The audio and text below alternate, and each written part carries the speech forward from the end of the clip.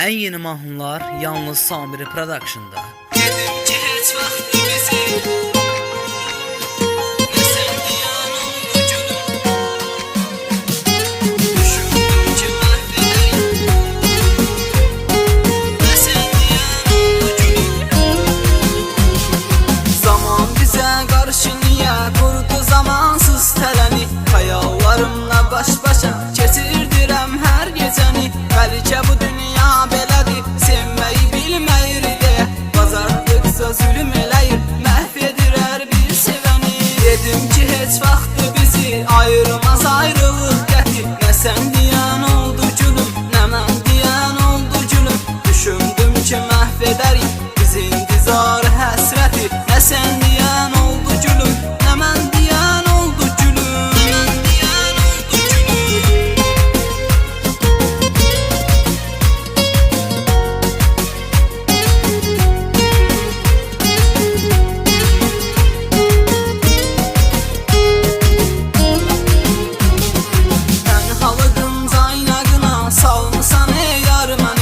Yoksa başa düşməmisən, sevgini dildar mənsən. Sən sənə həyata bağlayan arzularım, diləklərim. Həyata nifrət etməyə eyləmə vadar mənsən. Dedim ki heç vaxt bizi ayırmaz ayrılıq qəti. Nə sən deyən oldu gülüm, nə mən deyən oldu gülüm.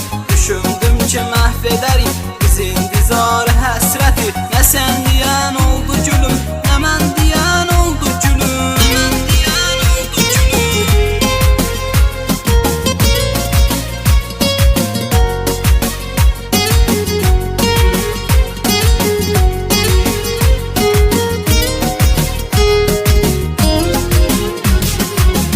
Səni mənim qədər sevməyi heç vaxt sevməz. Sevgidə qaydadır mı bu?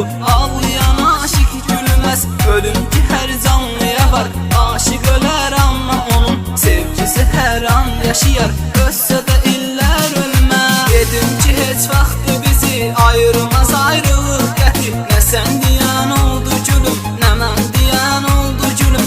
Düşündüm ki məhv edərik biz intizar həsrəti. Nə sən deyən oldu gülüm, nə mən deyən oldu gülüm. Mən deyən oldu gülüm.